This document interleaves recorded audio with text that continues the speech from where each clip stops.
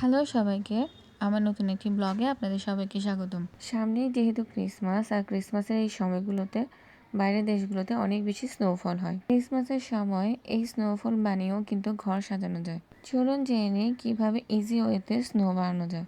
Snow বানানোর জন্য আমাদের প্রথমে প্রয়োজন হবে কাগজ। আপনি যে কালারের স্নো বানাতে চান সেই কালারের কাগজই বেছে নেবেন। কাগজ নেওয়ার পর কাগজটিকে ভিডিওর মতো করে কেটে নিতে হবে। কাগজ কেটে নেওয়ার পর আমরা কাগজটিকে এইভাবে সমান ভাঁজে ভাঁজ করে নিব। কাগজটিকে ভাঁজ করার পর আমরা যে কোনো গ্লুয়ের সাহায্যে কাগজটিকে দুপাশ আটকে নেব, যেন কাগজটি খুলে না যায়।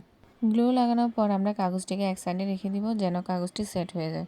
কাগজটি সেট হয়ে গেলে আমরা ভিডিওর মতো করে কাগজটিকে মাছ বরাবর ভাঁজ করে গ্লুয়ের সাহায্যে দুপাশ আবারও আটকে দেব।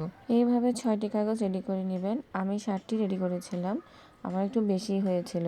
কারো যদি প্রয়োজন হয় আরও বেশিও তৈরি করে নিতে পারেন। এবার কাগজগুলো রেডি হয়ে গেলে ভিডিওর মতো করে ডিজাইন করে কাগজগুলো কাঁচি দিয়ে কেটে নেবেন।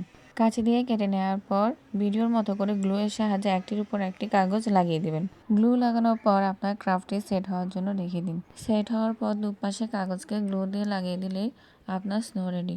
এবার বড়দিন উপলক্ষে আপনি আপনার বাড়িকে পছন্দ মতন কাগজে স্নো বানিয়ে সাজিয়ে তুলুন। সবাইকে বড়দিন অনেক অনেক শুভেচ্ছা।